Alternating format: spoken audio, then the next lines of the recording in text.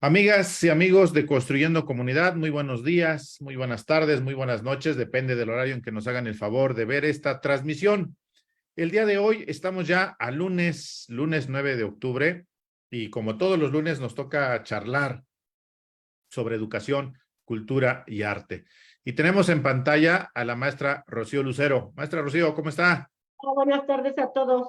Buenas tardes, maestra. Maestra También Rocío. tenemos al maestro Miguel Guerra. Maestro Miguel, ¿cómo está? Bien, buenas tardes a todos. Buenas Y tardes. al maestro Fidencio Romero, que va a ser el responsable de la charla del día de hoy. Maestro Fidencio, ¿cómo está usted? Muy bien, empezando la semana bien. Perfecto, maestro. Pues hoy nos va usted a compartir esta charla. Somos todo oídos, maestro. Adelante, por favor. Sí, gracias. Hoy vamos a hablar de un personaje ligado a la educación, a la cultura, que en el siglo XX es uno de los educadores más importantes. Es Paulo Freire. Aquí le pusimos un educador para la libertad. Vamos a conocer primero una cronología de los aspectos más importantes de su vida, de las etapas más importantes. Él nace el 19 de septiembre en la ciudad de Recife, en el noroeste de Brasil, una de las regiones más pobres del país. En 1941 estudió abogacía, aunque tuvo que interrumpir la carrera por razones económicas, ya que debía trabajar para contribuir con su familia. Cuando él obtuvo el título de Derecho, conoció a una maestra de primaria y por la influencia de ella empezó a enseñar en las escuelas.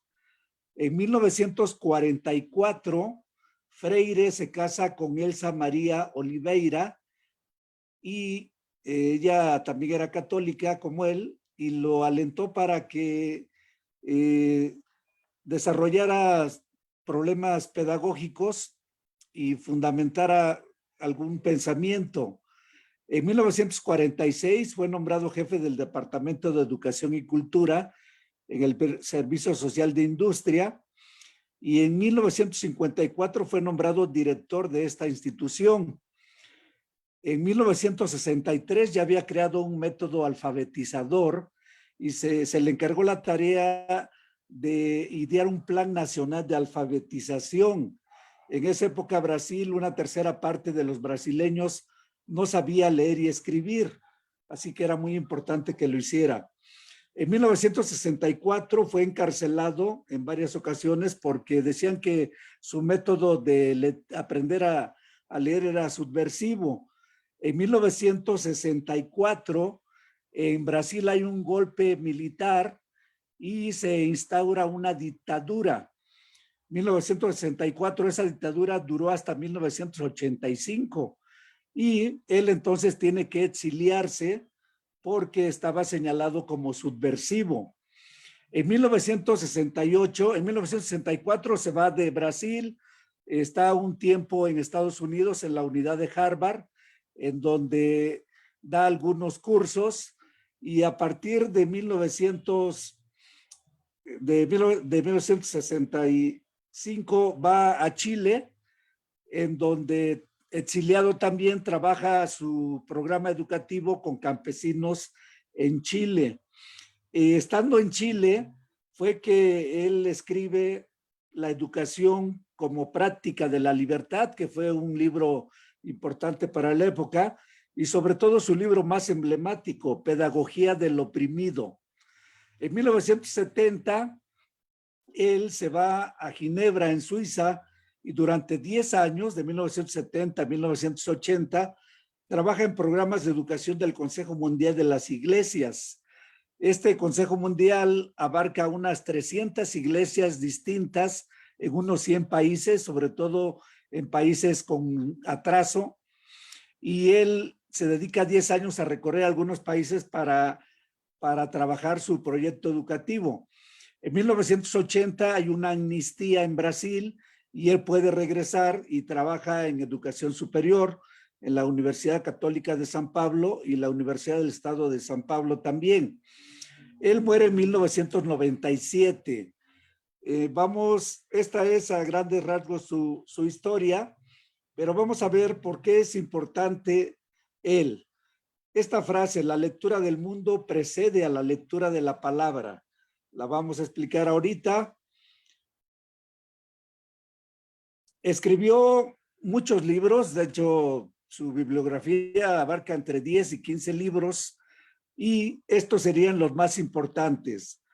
Un libro que se llama Pedagogía del Oprimido, que es el libro emblemático, dependiendo de la edición portuguesa o española, él lo escribió en 1968, pero entre que se publica en español y portugués, fue apareciendo después.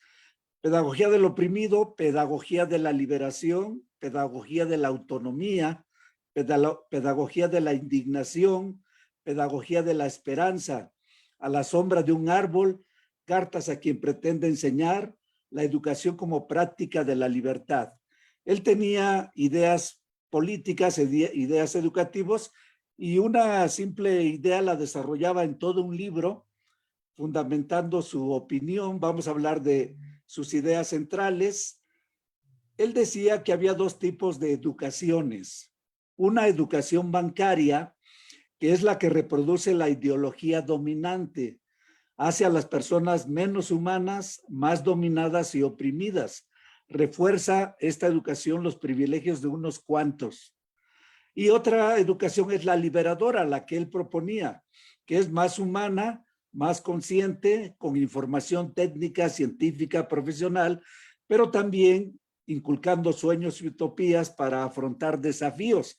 Hay una gran diferencia entre los dos tipos de educación. Él decía que el sistema político no teme al pobre que tiene hambre, teme al pobre que sabe pensar. Lo que favorece al neoliberalismo es la ignorancia de la gente. Decía que dejar de asombrarse, de espantarse, al perder la curiosidad, la sensibilidad, la creatividad, el gusto por el riesgo de la aventura histórica, se deja de querer ser más, que se debe intentar reinventar un conocimiento que tenga rasgos de belleza, reconstruir una ciencia que tenga sabor a vida y olor a gente. En un siglo, el siglo XX, que se especializó en la ciencia y en el arte de la muerte, de la guerra y de la destrucción. Crear un mundo donde el amor sea menos difícil, decía él. Publicó en 18 idiomas más o menos, fueron traducidos sus libros. Más de 20 universidades en el mundo le otorgaron el doctorado honoris causa, reconocieron sus aportaciones a la educación, y esta frase sintetiza mucho de su pensamiento. Él decía que el maestro es necesariamente un militante político. Su tarea no se agota en la enseñanza de las matemáticas o la geografía. Su tarea exige un compromiso y una actitud en contra de las injusticias sociales, luchar contra el mundo de los más capaces que organizan a su conveniencia y donde los menos capaces apenas sobreviven, donde las injustas estructuras sociales de una sociedad perversa empujan a los expulsados de la vida. El maestro, decía, debe caminar con una legítima rabia, con una justa ira, con una indignación necesaria, buscando transformaciones sociales. Su teoría siempre la aplicó con acciones, es decir, escribía y defendía sus ideas a partir de lo que él hacía. Aquí tomo algunas ideas de este libro que todos los maestros debiéramos leer. De hecho, tendría que ser obligatorio este libro en las normales, en donde se preparan los maestros, porque aquí están varias de sus ideas centrales. El libro se llama Cartas a quien pretende enseñar, y decía, la práctica educativa no debe limitarse solo a la lectura de la palabra, a la lectura del texto, sino que debe incluir la lectura del contexto, la lectura del mundo. Leer es una opción inteligente, difícil, exigente, pero gratificante. Ahora, con la nueva escuela mexicana, esta parte de que uno debe leer el contexto, leer el mundo, no únicamente leer la palabra, remite a las ideas de Paulo Freire. otro pensamiento. Él decía que hay una relación entre el nivel del contenido del libro y el nivel de capacitación del lector. Abarca la experiencia intelectual del autor y del lector. La comprensión de lo que se lee tiene que ver con esa relación. Cuando la distancia entre esos niveles es demasiado grande, todo esfuerzo en la búsqueda de esa comprensión es inútil. Si uno, por ejemplo, se pone a leer un libro de derecho y no tiene pues ninguna noción de derechos, claro que no le va a entender. Lo mismo de mecánica o de biología, de lo que sea.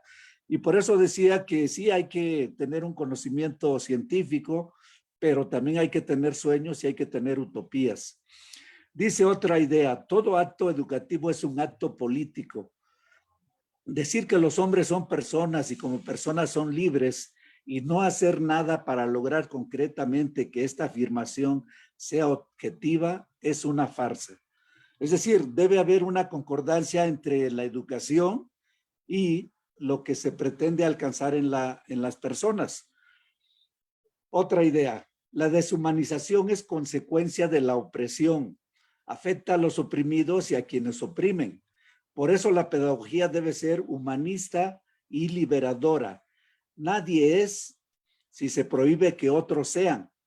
La educación no es la palanca de transformación social, pero sin ella, esa transformación no se da. Y la última: el conocimiento no se transmite, se construye. Todos sabemos algo, todos ignoramos algo, todos estamos programados para aprender. Y esta más, nadie libera a nadie, nadie se libera solo. Los hombres liberan en comunión. Nadie educa a nadie, nadie se educa a sí mismo. Los hombres se educan entre sí, mediatizados por el mundo. Por eso la práctica docente debe forjar mentes críticas, audaces, creativas, libres, desafiantes. Para su época, cuando aún el neoliberalismo no se imponía totalmente, él en este pequeño párrafo sintetizaba lo que era. Y aquí aparece una caricatura de él y la invitación: comparte Paulo Freire de la suerte, para que siendo educador nunca te falte conciencia de clase ni compromiso social. Él tenía conciencia de clase, compromiso social, y por eso sus ideas las aplicaba. Influyó en muchos países, y el hecho de que la nueva escuela mexicana actualmente esté retomando algunas ideas de él, pues habla de su importancia y de que efectivamente su pensamiento sigue estando vigente. Así en términos generales. Gracias. Gracias a usted, maestro. Vamos a darle el uso de la palabra a la maestra Rocío Lucero y después al maestro Guerra. Y antes de dársela nuevamente a usted, maestro Fidencio, nuevamente mi intervención. Adelante, maestra Rocío, por favor. Su micrófono. Perdón. Es muy interesante ver las ideas de Freire y cómo de una u otra manera, aunque murió en el 97, siguen vigentes. Y lo mejor es que han sido retomadas. Hoy por la educación mexicana. Pero aquí siempre hay como un problema. Él habla de liberar a los oprimidos, que no haya oprimidos, que sean libres. Pero la gran pregunta es: ¿cómo va a hacer que los oprimidos no se vuelvan opresores? ¿Cuál sería el medio de evitar eso? Que una vez que, como sucede en muchas partes, a lo mejor no tenemos un puesto, pensamos de una manera y nos dan el puesto de dirigente y entonces ya nos olvidamos de las ideas anteriores y entonces ya dominamos a los que debemos servir en todo caso, ¿no? Entonces, ¿cómo hacer eso según Freire? ¿Cómo evitar que los oprimidos se vuelvan opresores? Gracias, maestra Rocío. Maestro Miguel Guerra, o intervención, Miguel Guerra, ¿Intervención o pregunta? Pues vaya como pregunta, porque estamos en un diálogo y es bueno inquirir, en fin. Bueno, primero que nada debo felicitar al maestro Fidencio Romero Carrera. La presentación que hizo eh, relativamente breve, tiene una gran profundidad, pues es el panorama del hombre y su pensamiento, Freire. Entonces, felicitarlo, No maestro. se escucha, maestro. Felicitarlo, felicitarlo porque decía, su trabajo eh, abarca pues la profundidad del pensamiento de Freire, la pedagogía del oprimido y también la, este, la personalidad, el individuo, el, el educador, pues todo tiene su presentación. Mi pregunta sería, ¿hasta dónde hay una finalidad planteada en la obra de Freire para la sociedad eh, del futuro? ¿Qué definición hay en Freire, en sus obras, en sus trabajos, sobre los fines de la educación? Desde luego habla del oprimido y de la liberación, es la pedagogía de la liberación, pero ¿qué modelo de sociedad postula? Yo digo esto porque tuve suerte de encontrar hace unos días en una librería acá en el centro de la ciudad de Puebla del maestro Antón Macarenco, que siendo comunista, teniendo también una experiencia larga en las escuelas. El libro se llama, fíjense qué interesante, eh, La colectividad y la personalidad del hombre del futuro.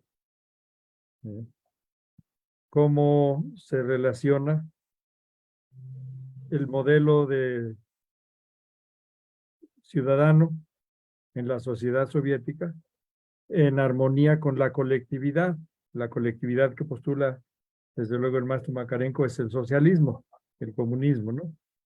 Es muy claro, no puede haber felicidad en un individuo en forma egoísta, individualista, el que solo busca su bienestar. La felicidad, así lo plantea, es aquella que lo vincula con los anhelos de la sociedad socialista, que es la sociedad sin clases, sin explotación, en fin. Entonces yo, desde luego, comparto en lo general el planteamiento que conocemos de las aportaciones de la pedagogía del oprimido, pero me queda esa duda ahora, o me surge esta pregunta a propósito del libro que estoy revisando, La colectividad y la formación de la personalidad, porque ese es el gran reto de todo educador y de todo régimen, formar el individuo que la sociedad necesita. Esa es la tesis, bueno, que yo creo sustentamos nosotros. La nueva escuela mexicana plantea un tipo de ciudadano que libere a México del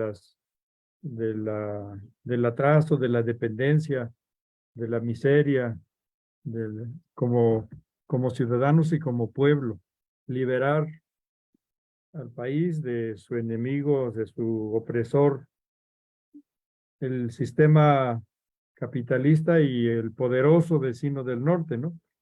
Ven, entonces un ciudadano que sea consciente de esa lucha patriótica, democrática, etcétera, ¿no? Entonces, ¿cuál es la finalidad? Porque, bueno, para el marxismo siempre hay una idea de la finalidad, la, eh, la axiología, ¿no? Esa sería mi reflexión o mi pregunta, ¿no? ¿Cómo define Freire la sociedad de, del futuro? La sociedad para el la sociedad futura para el que ahora es oprimido. En fin, esa es mi pregunta, mi comentario, maestro Fidencio. Gracias. Gracias, maestro Guerra. Yo le comparto, maestro Fidencio, que conocí libros de Paulo Freire hasta el año 2000, cuando tuve la oportunidad de que la licenciada Edith nos convocara a un taller sobre educación popular. Y a partir de ahí, bueno, yo egresé de la Facultad de Derecho en el 96, y del 96 al 2000, las charlas que daba yo sobre derecho laboral eran muy bancarias, es decir, muy de ese modelo. ¿Por qué? Porque así salí formado. A partir Sí. del 2000, que fue cuando tuve la oportunidad de tener el taller de educación popular apoyado en estos libros, empecé a tener otras dinámicas. Eso sí se los puedo comentar. Y esas dinámicas como que consolidaron más a los grupos en los que estuve participando. Es decir, el intercambio de saberes, el intercambio de conocimientos, el perder el temor al hablar, el sentirse más liberado para compartir y para opinar, como que se consolidó. Esa es una experiencia personal. Yo no soy docente, me hubiese gustado ser docente, pero ese fenómeno lo vi en los talleres que di. Entonces, eso se lo comparto, pero sí fue hasta después. Me sorprende que estos libros no estén o no se analicen, o no se reflexionen, no sé, por la opinión que usted dio, en la normal.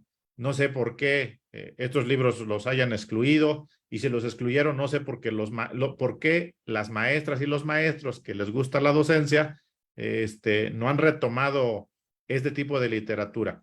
Así como también a los compañeros que están en grupos de izquierda, creo que también sería muy importante el hecho de que no solamente manejen el marxismo, manejen el socialismo, manejen a los filósofos o a los representantes históricos de estas ideologías sociales, sino que también buscaran métodos que pudiesen impactar más a las comunidades en las que muchas veces tienen impacto. Esa sería mi participación, maestro Fidencio. Adelante. Sí, sobre lo que decía el maestro Guerra, Freire tenía un pensamiento político, social, pero relacionado con la educación. Él decía que era a través de la educación como podría superarse el ser humano y cómo podría alcanzar una vida mejor, podría igualarse, digamos. Él no hablaba de comunismo ni de socialismo, es decir, no partía de eso para hacer que los grupos con los que él interactuaba trataran de ser más humanos. Él buscaba una sociedad más humanista, en donde hubiese más solidaridad, más colaboración, no la competencia que propone el modelo neoliberal, que es yo primero, después yo y al último yo. Él decía que es dentro de la comunidad en donde el ser humano se puede desarrollar, primero en beneficio de él y luego en beneficio de los demás. No una educación individualista, como se dio en todo el periodo neoliberal, sino una educación comunitaria. Y no se metía en la cuestión de izquierda, de comunismo, de socialismo, sino simplemente decía, si somos más educados, si pensamos mejor, vamos a tener la posibilidad de una vida mejor. Su origen fue muy humilde y por lo tanto él sabía lo que es ser oprimido en el sentido político, en el sentido social, en el sentido educativo. Y simplemente decía, los oprimidos deben salir de esa situación, pero a partir de que se preparen, a partir de que sean unas personas mejores que puedan influir en la comunidad y en ellos mismos. Él decía, por ejemplo, si la comprensión y la lectura del mundo es pobre, no se convierte el fatalismo en un sueño posible. Aceptar que no se puede hacer nada ayuda a quienes dominan. El futuro de los pueblos, el futuro es de los pueblos, no de los imperios. sustentaba que como seres humanos, si trabajamos en comunidad y nos apoyamos, es más fácil que salgamos de la opresión. Y si nos cultivamos, si nos preparamos, si estudiamos, también podemos lograrlo. Repito, para una idea que tenía, escribía todo un libro, argumentando, dando ejemplos, y sobre todo trabajó, bueno, fue a la Universidad de Harvard a dar cursos, pero sobre todo trabajó en países del tercer mundo, algunos de África que acababan de alcanzar su independencia y otros en donde esa independencia les permitía o les obligaba a crear sistemas educativos con los que no contaban. Y a partir de su experiencia en Brasil, él apoyaba eso y daba no recetas, sino algunas ideas, algunas propuestas de cómo lograrlo. Su vida intelectual política se da un poquito antes de que se imponga el neoliberalismo a partir de los 80s. Si 20 años antes había escrito La pedagogía del oprimido, pareciera que después perdió vigencia, pero no. El neoliberalismo acentuó las diferencias y acentuó las opresiones que ya existían de por sí. Entonces, sí, no mucha gente consulta sus ideas, sigue sus ideas, pero sería pertinente que en este nuevo modelo educativo mexicano, en la nueva escuela mexicana, pues todos tuviéramos la obligación de leerlo para fortalecer nuestro propio pensamiento y ver que la relación entre opresión y oprimidos, pues es eterna desde la creación del mundo, yo creo existe, y que podemos intentar cambiarla. Gracias, maestro Fidencio. Adelante, maestra Rocío. Sí, yo creo que uno de sus consejos o de sus preceptos de Freire es ese de que nadie sabe nada más que otro. Todos sabemos de todo, todos, porque eso permite que cuando establezcamos una relación con los otros, no lo hagamos desde yo soy el Winanita de aquí y ustedes son los ignorantes, o al revés, ahí está un sabio y yo soy una cosita de nada, ¿no? Entonces, aparentemente es una frase, pero es como un principio metodológico. Si quieres saber enseñar, tienes que partir de ese principio, vas a llegar a aprender de todos los demás para que después o juntos puedan aprender más cosas, ¿no? Yo lo tomo así que su consejo o esa frase que nos enseña. Pero además también, como decíamos en la exposición pasada de la crítica, yo creo que es una pedagogía crítica en el sentido de que hay que preguntar, siempre hay que preguntar, siempre que hay que cuestionar, siempre hay que hacer ver dónde puede haber inconsistencias, en fin, el diálogo permanente, ¿no? Como medio de conocer. Y eso sería también muy importante porque como dice el licenciado, siempre nos enseñaron que educábamos en una dirección del que sabe al que no sabe. Y eso también él lo viene a implementar siempre.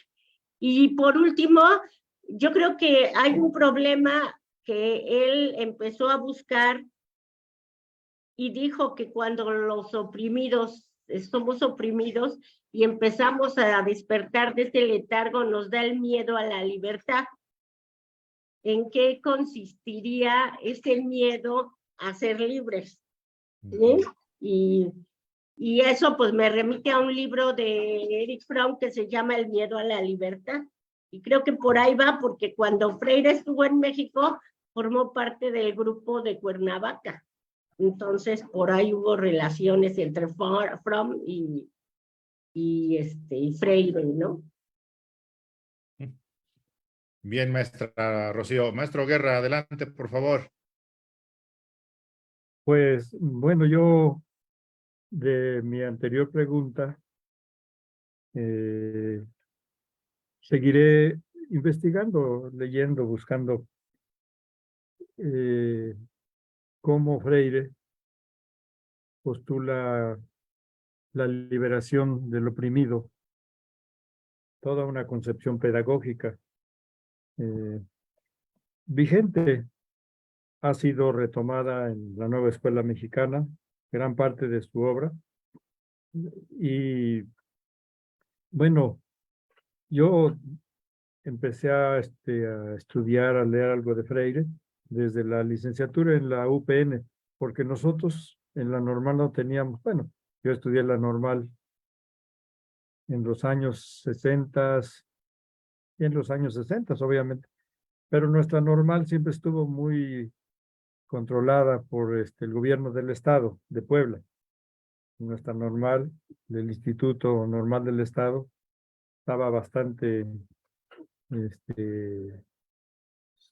supeditado a las políticas de los gobiernos estatales, en este caso de Puebla, ¿no?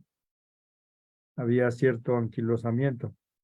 Hubo una crítica muy mordaz que hizo Benavides Elizarriturri, un teórico del régimen de Bartlett, pero la crítica era en ese sentido, que si los maestros Ramírez, los educadores de la Revolución Mexicana se dieran una vuelta por la normal, se volverían a morir porque verían que no ha cambiado nada. Era una crítica bastante fuerte, dura. Eso lo hacía hace unos 15 años. Y bueno, entonces no leíamos a Freire, no se conocía. Y efectivamente, bueno, no he revisado ahora cómo están los planes en la normal, pero vale la pena la pregunta. Yo creo que sí debe estar, se estudia, se lee. Bueno, pero mi inquietud sigue siendo esa. Retoma algunas ideas de la lucha de clases, de la liberación del hombre, pero no postula. Es que el marxismo siempre tiene una connotación axiológica, una sociedad superior, un modelo un modelo de hombre y de país, donde pues la propiedad privada desaparece la explotación del hombre por el hombre, la lucha antagónica entre unos y otros, el individualismo, en fin, toda una concepción de una sociedad que vieron desde los utopistas, que desde luego esa es la diferencia de los utopistas con el marxismo, ¿no? Que la utopía pues pensó en algo irrealizable, porque los ricos jamás van a entregar voluntariamente su riqueza para los falasterios y aquellas ciudades, la utopía, ¿no? El marxismo es praxeológico, dice Sánchez Vázquez, es histórico porque se adapta a las condiciones de cada país y es axiológico, plantea un modelo de sociedad. Creo que en el caso de Freire está implícito, ¿no? Al hablar de la liberación del individuo, no solo de sus atavismos o de sus limitaciones personales, sino la liberación en la comunidad, como dice el maestro Fidencio Romero. La sociedad sin las injusticias y la miseria que se padece. En fin, es una reflexión en este caso, porque hay que seguir estudiando a Freire y bueno, hasta dónde retoma ideas revolucionarias, las ponen al día, como muchos otros educadores. Es mi comentario, licenciado Cuellar. Gracias. Gracias, maestro Guerra. Mi pregunta sería para los tres. Si fueron formados con la educación bancaria, ¿en qué momento de la vida se encontraron con Paulo Freire? Sería la segunda pregunta.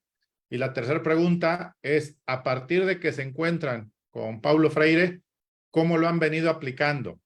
No solamente en el centro de trabajo, ¿cómo, si lo han aplicado con otros grupos con los que han ustedes interactuado? Esas serían mis tres preguntas que dejo en mesa. Adelante, maestro Fidencio. Llegó un poco tarde su obra a México y en la normal pues prácticamente no se mencionó porque los maestros no lo conocían y nosotros como alumnos tampoco. De hecho, toda su producción fue publicada en México por la editorial Siglo XXI. La editorial Siglo XXI pues era una editorial cara, no todos tenían acceso a comprar libros de la editorial Siglo XXI y no todos podían leerlo. Quienes tuvimos la oportunidad de hacerlo, pues veíamos que sus ideas eran buenas, pero tenía que permearse toda la sociedad para que se entendiera y se aplicara. Y eso pues no era fácil. En las reformas anteriores, por ejemplo, la reforma de Peña Nieto, uno de los ideólogos era Perrenot, que es un francés cuyo pensamiento educativo fue el que se trató de imponer. Y así, entonces, en realidad solo por iniciativa propia uno tiene acceso a Freire. Leyendo algunos de sus libros uno encuentra una riqueza humanista, porque él proponía una educación humanista, una educación que en lugar de que sirviera para competir, sirviera para ser solidarios, para compartir, para colaborar. Eso es lo que él proponía. Vuelvo a leer esta parte que dice: la deshumanización es consecuencia de la opresión. Él decía que la sociedad se iba deshumanizando cada vez más, pero era consecuencia de la opresión que afectaba a los oprimidos y a quienes les oprimen. Es decir, el que oprime se deshumaniza y el que es oprimido también se deshumaniza, con mucha más razón. Y entonces la pedagogía debe ser humanista y liberadora, porque nadie es si se prohíbe que otros sean, que es lo que pasa en las sociedades capitalistas. La educación no es la palanca de transformación social, pero sin ella esa transformación no se da. Es un principio, la educación, para poder cambiar a las sociedades.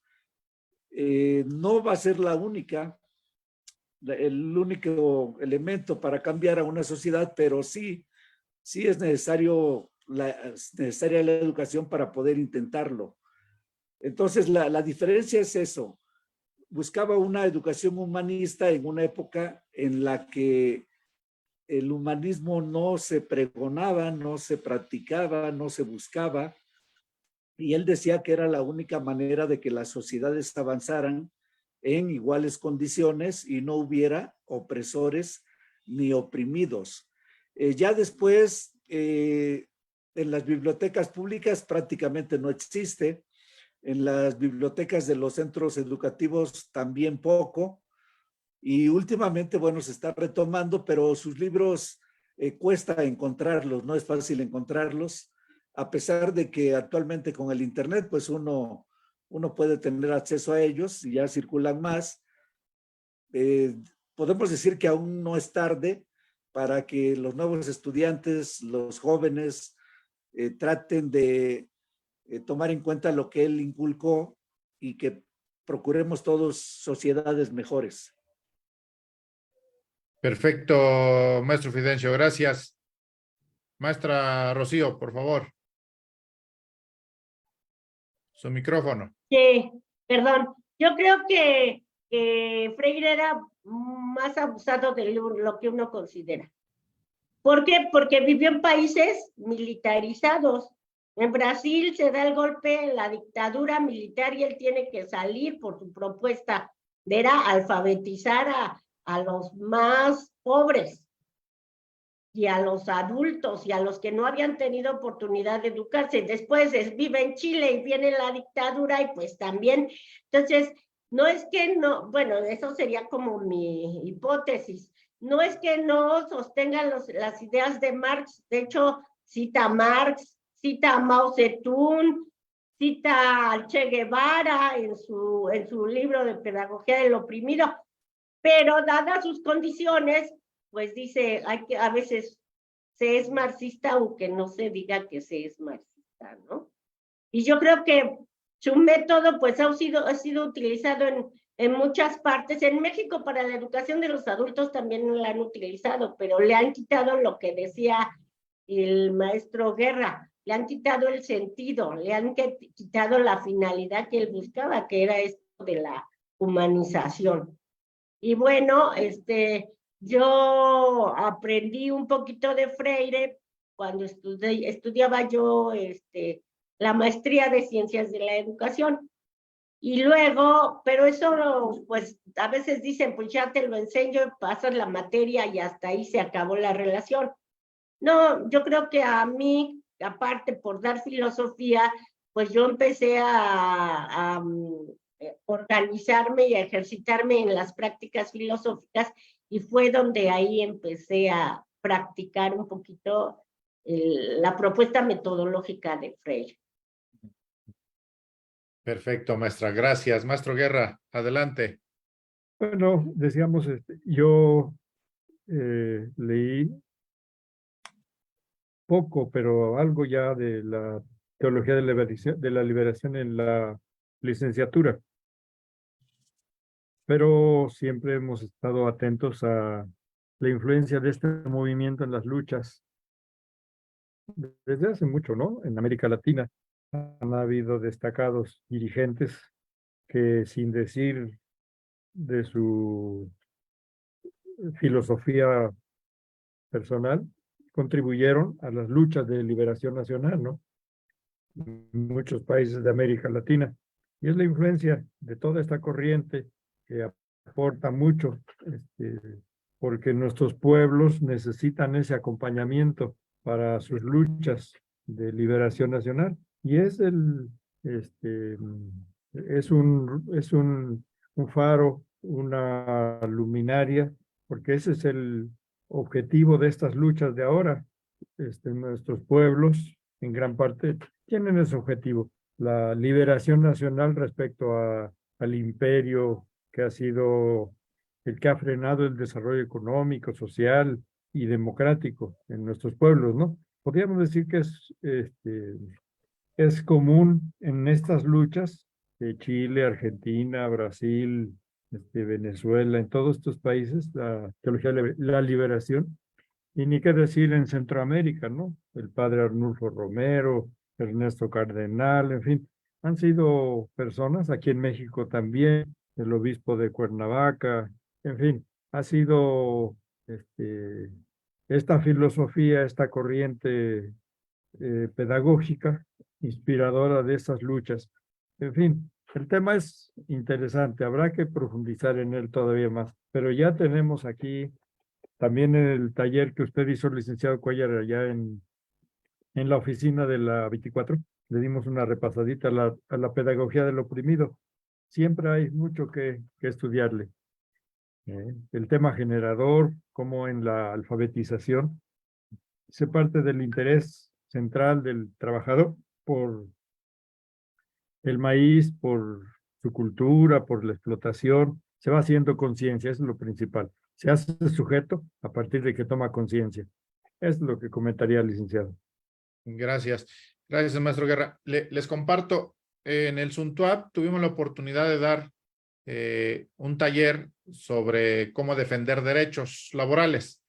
Y en ese taller, en una dinámica, los compañeros y las compañeras que llegaban al taller decían, a ver, vamos a poner cuáles son los temas que nos llamarían la atención a las trabajadoras y los trabajadores para que a partir de esos temas, pues nos capaciten o nos capacitemos entre todas y todos. Entonces, hubo una lluvia de ideas y se ordenaron, en primer lugar, el tema de la educación, la cultura y el arte, porque todos los demás temas, la educación la habíamos puesto en el sexto, en el séptimo lugar, y un joven levantó la mano y dice, pues, ¿cómo vamos a poner la educación en ese lugar si es la base de todo? Entonces, colocamos la educación, la cultura y el arte como un primer paso.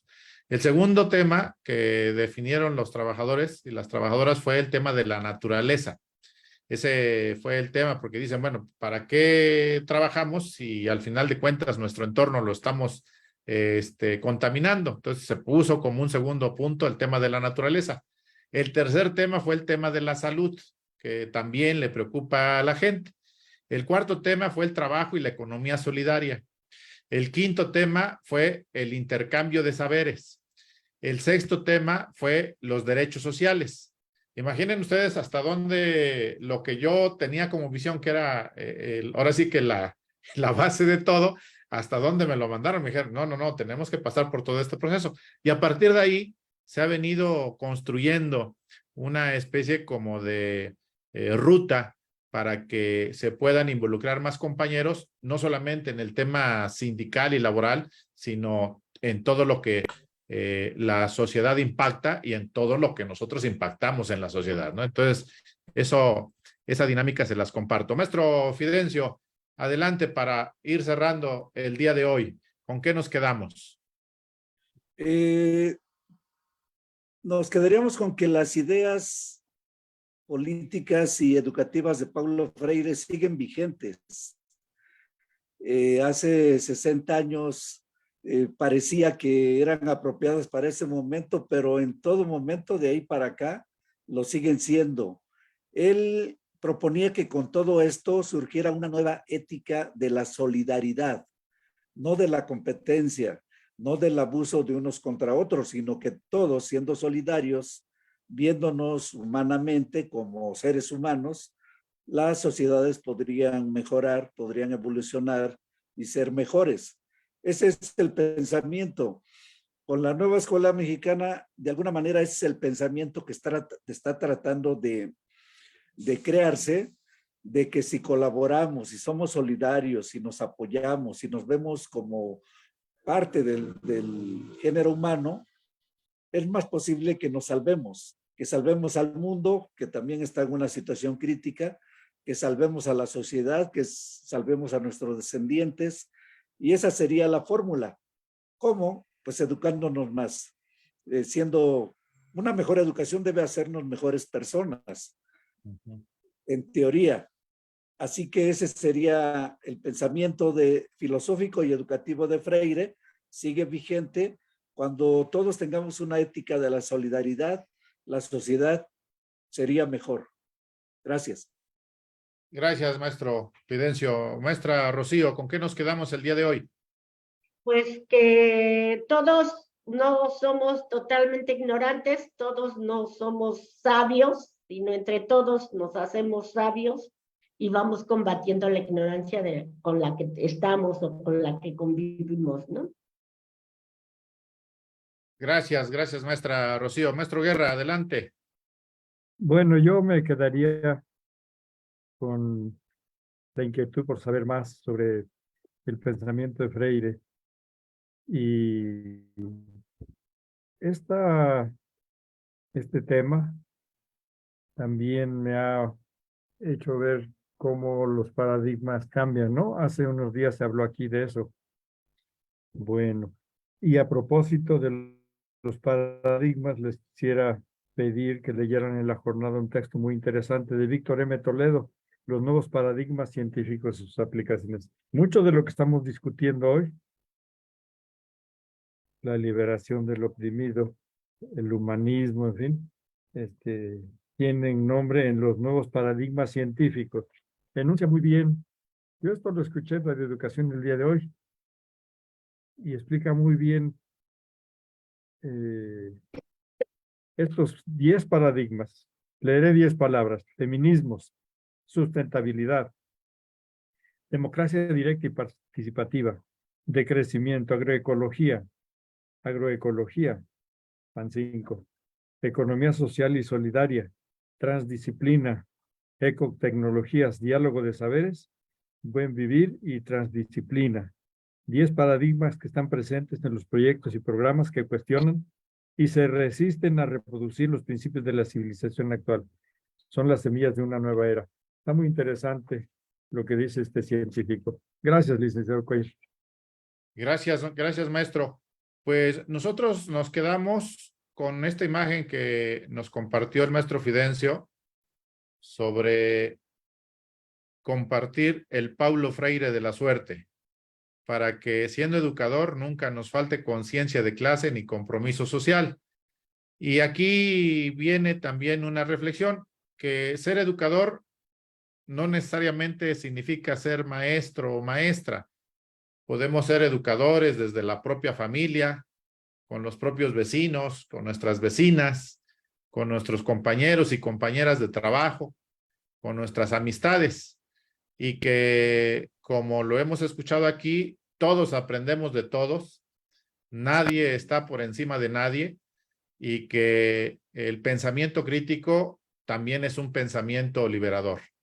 Y creo que eso nos debe de llevar a una conclusión muy importante, que la nueva escuela mexicana nos está llevando a ese camino, que las futuras generaciones van a tener un México mejor que el que ahorita estamos viviendo, que las futuras generaciones van a participar colectivamente, sin miedo a represión, sin miedo a decir lo que piensan, y también, como platicamos la semana pasada y como platicamos el día de hoy, siempre cuando emitamos una crítica, previamente investigar, previamente reflexionar, sacar nuestras propias conclusiones, pero nunca en un debate se busque vencer al otro por vencer, sino que hay que tener los argumentos suficientes para que los que no piensen como nosotros podamos convencerlos o, ¿por qué no?, en un determinado momento intercambiar las ideas y construir un nuevo paradigma entre todas y todos. Gracias, maestra Rocío. Licenciado Cuellar, Mándeme, maestro Guerra, adelante. déjeme decirle a usted que le reconocemos por su trabajo la calidad de educador. Yo esperaría que la maestra Rocío, el maestro Fidencio y muchos maestros le diéramos ese trato a usted. Lo reconocemos como un educador. Usted ha promovido todo lo que hablamos hoy en nuestro gremio y en otros gremios y ha despertado inquietudes por la transformación, por muchas razones. Felicitándolo, reconocerle su condición, su preocupación, su condición de educador. Llegará el día en que, bueno, le podamos entregar este título. Yo ya lo he puesto por ahí en algún escrito, ¿eh? Mi felicitación por su trabajo de educador. Gracias. Gracias, Si me maestro permite, licenciado Maestro Cuellar, Fidencio. esto que se mencionó al último de tener conciencia de clase y compromiso social, esto usted lo ha logrado, en usted se ejemplifica como en nadie. Quienes le conocemos desde hace años, efectivamente, usted practica eso, es eso, y como dice el maestro Guerra, nuestro reconocimiento, nuestro respeto, nuestro aprecio por lo que usted es una persona íntegra, y es un orgullo y es un gusto tener este contacto con usted. Felicitaciones, licenciado. Gracias, maestro Fidencio. Les regreso sus palabras. Yo he crecido con ustedes y creo que el crecimiento es colectivo. Entonces nos vemos reflejados entre nosotros mismos porque vamos creciendo y nos vamos retroalimentando entre nosotras y nosotros, ¿no? Entonces Sí. es algo que como generación tenemos que reconocernos entre todas y todos. Maestra Rocío, gracias. También es distinto, bravo. Sí, gracias. Gracias. A todos. Buenas tardes. Cierto, Próxima semana, pásenla bien. Gracias. Dios. Adiós, Hasta. maestra Rocío.